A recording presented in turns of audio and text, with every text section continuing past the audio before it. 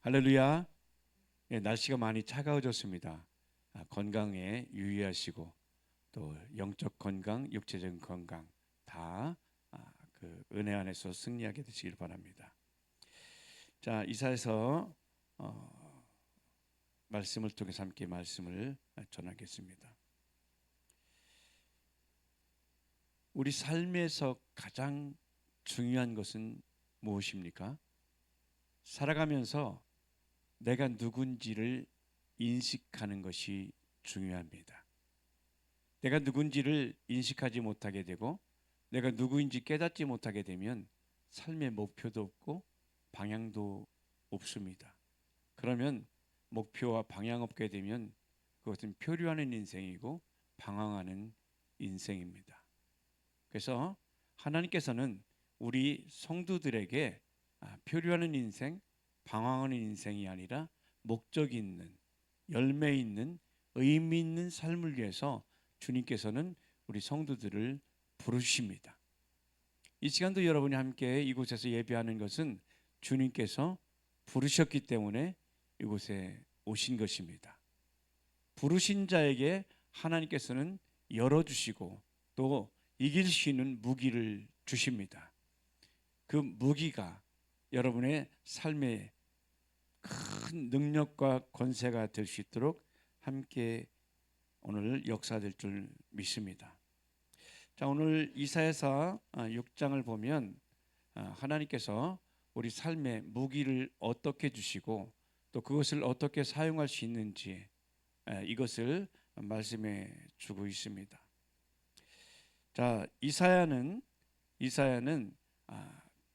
이사야가 살던 해에 우시야 왕이 죽고 난 뒤에 그 뒤에 이사야가 예배를 드리러 갔다가 구약에는 이제 제사라고 표현하죠. 제사를 드리고 예배 드리러 갔다가 그의 눈이 열려서 그리고 그의 삶이 변화되고 그의 정체성이 그의 존재가 바뀌어지는 경험을 하게 됩니다. 이제 하나님께서 그의 눈을 열어주시니까 이사야가 자기 자신이 어떤 존재인지를 인식하게 됩니다. 5절에 보니까 이사야의 고백이 이렇게 생생하게 기록되어 있습니다. 그때 내가 말하되 화로다 나여 망하게 되었도다. 나는 입술이 부정한 사람이요 입술이 부정한 백성 중에 거하면서 만군의 여호와이신 왕을 배웠음이로다. 그러니까 하나님께서 우리에게 주신 복의 시작은 내가 누군지를 인식하면서 그 인식하면서 그것들이 열매될 수 있도록 행동으로 옮겨지는 것입니다. 그래서 제일 먼저 중요한 것이 자기 인식이다. 내가 누군지를 알게 되는 것이다. 그리고 난 뒤에 이렇게 내가 누군지를 알고 난 뒤에 실제 삶으로 변화되게 되는데 그때 이제 8절에 이렇게 말씀하시죠. 이사야서 6장 8절 함께 읽어보겠습니다. 내가 또 주의 목소리를 들은즉 이르시되 내가 누구를 보내며 누가 우리를 위하여 갈고 그때 내가 가로되 내가 여기 있나이다 나를 보내소서. 아멘. 자, 이사야는 원래 화로다 나여 내가 죽게 되었도다. 나는 부정한 자다. 원래 나는 부정한 자였는데 자기의 부정함을 깨닫고 하나님 앞에 고백을 했더니 하나님께서 제단 숯불을 그의 입술에 대며 그를 정결케 변화시켜 주셨습니다. 그리고 그의 삶이 변화가 되었는데 이전에는 부정하고 낙심하고 낭망하고 자기 자신의 죄로 인해서 눌려서 살았던 삶에서 이제 하나님께서 그를 자기가 어떤 존재인지를 고백했을 때 정결케 하고 난 뒤에 이제 하나님께서 그의 사명, 그가 해야 될 일이 무엇인지 알려주셨습니다. 그때 자기 부정함을 깨닫고 정결함을 입은 후에 주여 나를 보내주소서, 나를 써주소서라고 응답했습니다. 하나님은 하나님의 사람들에게 복을 주시기 위해서 실제 우리가 생각하고 복이 되는 것이 실제가 되기 위해서 결심으로 끝나지 않고 결심을 실제 삶에서 이룰 수 있도록 하나님께서 지속할 수 있는 능력과 은혜를 주십니다. 결심으로 열매 맺지 않습니다. 결심한 것을 행할 때. 그래서 야고보서는 행함 없는 믿음은 결실이 없다. 행함 없는 믿음은 죽은 믿음이다. 말씀하고 있습니다. 그래서 하나님께서 우리에게 주시는 이 능력이 나타나서 행동으로 옮기는 것을 성경은 순종이라고 말합니다. 순종이 우리의 삶에 열매 맺게 하십니다. 하나님께서 약속하신 말씀을 내가 결심하고 결심한 그것들을 삶 속에서 이뤄갈 때 하나님께서 열매 맺게 하시는 것입니다. 사무엘상 15장 22절 말씀 함께 보면 하나님께서 우리에게 원하시는 것, 복되는 것, 열매 맺게 되는 길이 무엇인지 말씀해 주고 있습니다. 15장 22절입니다. 사무엘이 만 22절입니다. 사무엘이 가로되 여호와께서 번제와 다른 제사를 그 목소리 순종하는 것을 좋아하심 같이 좋아하시나이까. 순종이 제사보다 낫고 듣는 것이 수양의 기름보다 나으니. 아멘. 자, 이 말씀의 배경은 아말렉과의 싸움에서 사울 왕과 함께 이스라엘 백성들 그들을 물리쳐라 했을 때 그때 하나님께서 승리를 주셨는데 그리고 그 모든 것을 다 하나님께 드려야 되는데 이 이스라엘 왕 사울 왕은 좋은 가축은 살려주고 그리고 그것을 하나님께 예배드릴 때 사용하려고 했다고 변명하고 있습니다. 하나님은 하나님께서 명령하시고 말씀하신 것을 듣지 않은 것을 불순종과 반역으로 보십니다. 그때 사무엘 선지자가 사울에게 한 말이 순종이 제사보다 낫다 한 말을 한 것입니다. 지금 제사하는 자들에게 오늘날도 우리가 각 가정에서 제사 드리는 자가 있고 예배를 통해 제사하는 자가 있습니다. 하나님께서는 이 제사의 목적이 분명하게 성경에 기록하고 있습니다. 겉으로 보이는 제사는 신앙적인 행위, 우리의 정성처럼 보이지만 하나님은 이 모든 제사와 예배 안에 순종이 없는 삶은 공허한 메아리일 뿐이라고 우리에게 전하고 있습니다. 하나님께서 원하시는 것은 제사의 행위 자체가 아니라 그 제사를 통해서 하나님의 말씀을 듣고 그대로 마음이 변화되어서 따르는 삶을 원하는 것입니다. 그러니까 제사와 예배는 하나님의 말씀에 순종하는 삶이 진짜 예배이고 진짜 제사이다 말씀하고 있습니다. 그러니까 제사는 뭔가 하는 행위에 해당하지만 순종은 하나님과의 관계 안에서 신뢰와 사랑으로 하나 되는 것을 의미합니다. 순종은 그렇습니다. 하나님이 옳습니다. 라는 믿음의 표현입니다. 따라합시다. 제사는 의식이고 순종은 관계이다. 제사 드리는 이유는 뭐냐면 관계가 밀접하기 위해서 하는 것이 제사입니다. 그래서 주님과 밀접하게 된 자들은 제사하고 예배할 때 마음 들여서 하게 되는 것입니다. 그런데 오늘 사울 왕을 보고 오늘날 성도들 중에서도 불순종하는 자들이 있습니다. 그런데 불순종은 자기 의와 교만이 그 뿌리를 두고 있습니다. 사울은 좋은 가축을 하나님께 드리겠다고 말했지만 사실은 하나님의 뜻보다 내 판단이 더 중요하다고 여겼던 것입니다. 그러니까 불순종은 단순한 실수가 아니라 불순종은 하나님보다 나를 더 믿는 태도입니다. 성경은 말합니다. 불순종은 점치는 죄와 같다. 그리고 거역하는 것은 사술의 죄와 같다고 말씀하고 있습니다. 제사에는 산제사와 죽은 제사가 있습니다. 로마서 12장 1절 보겠습니다. 로마서 12장 1절입니다. 그러므로 형제들아 내가 하나님의 모든 자비하심으로 너희를 권하노니 너희 몸을 하나님이 기뻐하시는 거룩한 산 제사로 드리라. 이는 너희의 드릴 영적 예배니라. 아멘. 그러니까 하나님께서는 단지 육체만이 아니라 삶 전체를, 너희 존재 전체를 하나님께 드리라. 우리 존재가 무엇인가? 생각, 행동, 감정, 관계 모든 것을 포함한 것이 나의 전 존재입니다.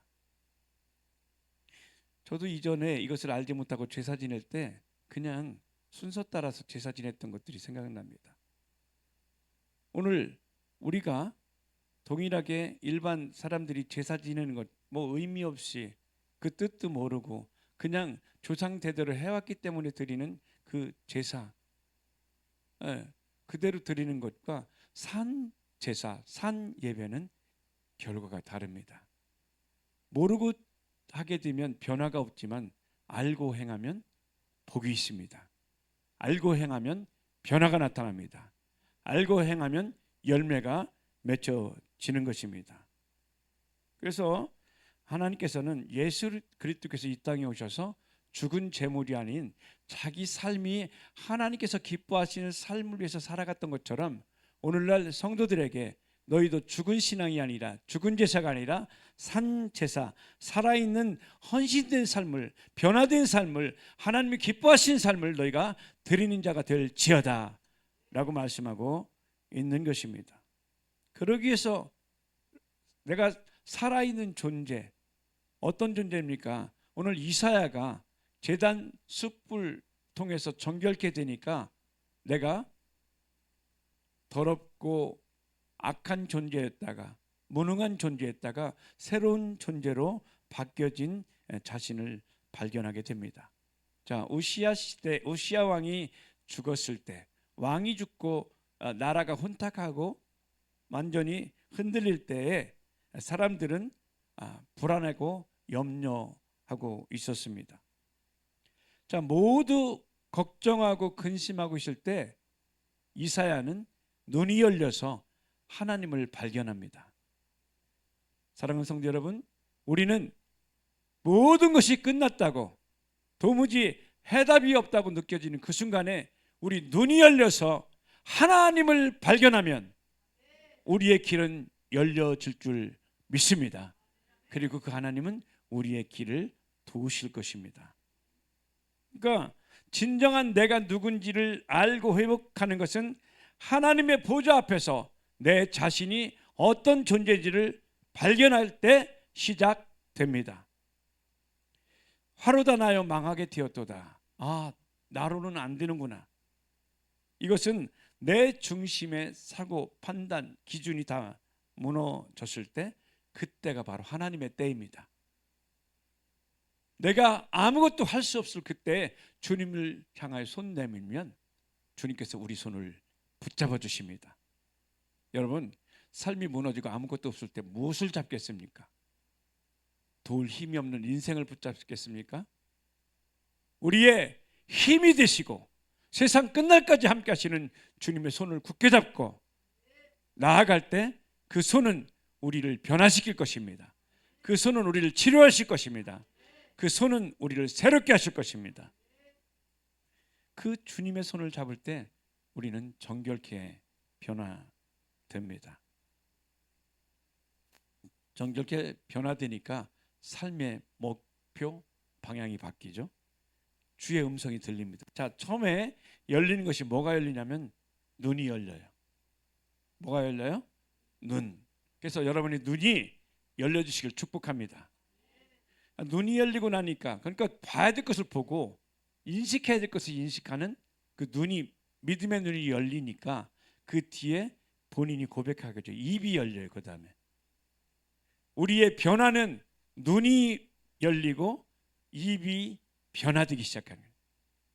그러면 하나님께서 그 눈과 입의 고백을 통해서 우리의 마음과 존재를 바꿔주십니다. 정결케. 그리고 난 뒤에 이제 귀가 열려서 주의 음성을 듣게 되죠. 누가 나를 위하여 이 사명을 감당할까? 누가 지옥을 향해 가는 저들을 향해서 이 말씀, 내 마음을 전할까? 하나님은 전도에 미련한 것을 통하여 우리 연약한 우리를 통해서 사람들을 구원하시는 방법은 우리를 통해서입니다. 하나님은 모든 것을 할 수 있지만 그러나 하나님의 일에 동참할 수 있도록, 동역할 수 있도록 성도로 부르셨습니다. 여러분은 하나님께서 하시는 일, 하나님의 동역자로 부르신 동역자들입니다. 그리고 초청하는 것이죠. 누가 나를 위해서 갈고, 누가 나와 함께해서 능력 있는 삶과 권세 있는 삶을 통하여 이 땅뿐만 아니라 영원한 세계에 영원히 다스리는 자가 되게 할고, 그 음성이 들려지시게 되시를 주 예수 이름으로 축복합니다.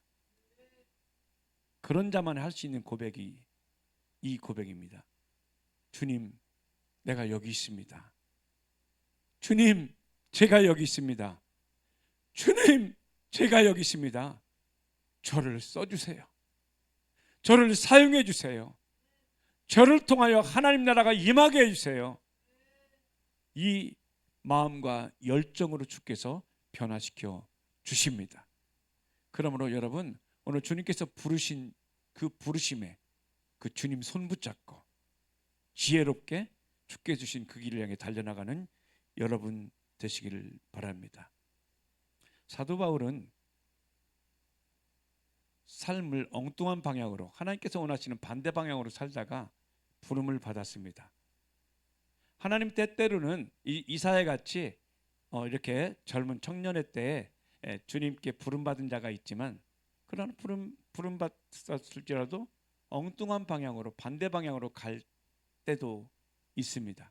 그러나 결국은 하나님을 사랑하는 자, 곧 그 뜻대로 부르심을 받은 자들은 모든 것이 합력하여 선을 이루게 됩니다. 그리고 그를 사용하십니다. 그리고 삶이 변화됩니다. 빌립보서 3장 12절, 13절, 14절 말씀에 보면 이 사도 바울이 변화된, 하나님의 말씀 앞에 또 자기 정체성이 변화된 것을 말씀하고 있습니다. 함께 고백해 볼까요? 내가 이미 얻었다 함도 아니요 온전히 이루었다 함도 아니라 오직 내가 그리스도 예수께 잡힌 바 된 그것을 잡으려고 쫓아가노라. 아멘. 자, 지금 이 사도 바울은 자기 뜻, 자기 의를, 자기가 관심 있는 분야에 열심이었는데, 그러다가 하나님께서 그에게 찾아오십니다. 사도행전 9장 3절부터 5절까지 보면 삶이 바뀌고 변화되는 과정들을 기록해 놨습니다. 함께 봅니다. 사울이 행하여 다메섹 가까이 가더니 호련히 하늘로서 빛이 저를 둘러 비추는지라. 땅에 엎드려져 들음에 소리 있어 가라사 대 사울아 사울아 네가 어찌하여 나를 핍박하느냐 하거늘 대답하여 주여 니시오니까 가라사 대 나는 내가 핍박하는 예수라. 아멘. 율법에 열심이었고 나름대로 완벽한 사람이었습니다. 그러나 자기 삶이 하나님을 대적하는 삶이었다는 것을 몰랐습니다. 오늘 우리 성도들도 하나님의 뜻이 아니라 내 뜻대로 내 판단이 먼저 되어 살고 하나님께서 말씀하신 것에 반응하지 않는다면 하나님을 향해 대적하고 있는 것입니다. 반대편에 서 있는 것입니다. 대적하는 적 그리스도뿐만 아니라 성도도 반대편에 서 있을 수 있음을 기억해야 됩니다. 그런데 우리에게 복음은 하나님께서는 빛을 비춰주셨어요. 어둠 가운데 살아가는 바울에게 빛을 탁 비추니까 내가 길이 잘못됐구나. 오늘 그 빛이 여러분을 비춰주시길 축복합니다. 삶에 비춰줘서 돌이켜서 주시기 원하는 큰 복과 생명이 여러분에게 나타나길 주의 이름으로 축복합니다. 이제 이 바울이 이렇게 빛을 비춰주니까 멈춥니다. 멈춰요. 어둠 가운데 이것이 옳은 것처럼 생각하며 살았던 자에게 빛이 비치니까 멈추고 새롭게 되는 것입니다. 지금 하나님의 빛이, 말씀의 빛이 비춰지는 것은 자기 스스로 살았던 어두웠던 눈이 열리고 시각이 바뀌는 순간입니다. 따라볼까요? 하나님은 우리 인생에도 다메섹 도상에서 멈추게 하시고 바울처럼 눈을 새롭게 여신다. 지금이 그때다. 아멘, 아멘, 아멘. 때때로 우리는 막혔을 때 그것이 돌파의 시간이 될 수 있습니다. 그러니까 지금 사울이 바울이 되는 것은 그의 시각의 변화를 통해서 나타납니다. 변화됩니다. 그러니까 우리 성도들도 내가 살았던 삶이 이게 내가 아니네, 내가 이런 존재네 깨닫는 것 구원입니다. 그리고 주께서 주신 확신 확 붙잡고, 어떻게 붙잡고? 확 붙잡고 계속 담대히 나아가는 것, 이것이 우리의 고백이며 선포입니다. 자, 하나님 우리를 부르셨습니다. 하나님 우리를 부르셨습니다. 이제 우리가 할 일이 있어서 붙잡는 것입니다. 주님께서 함께 하시는 이 삶을 위해서 담대히 붙잡으시고 승리하는 여러분 되기를 축복합니다.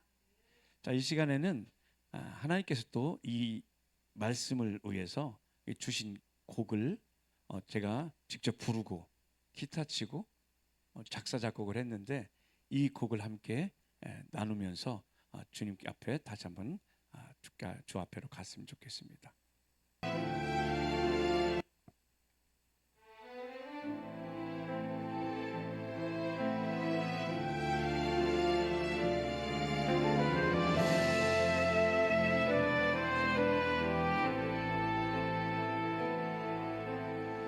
주님의 부르심 따라가려면 성령의 음성 듣고 따라가야 해. 주님의 십자가에 흘리신 피로 나의 귀를 열어주셨네.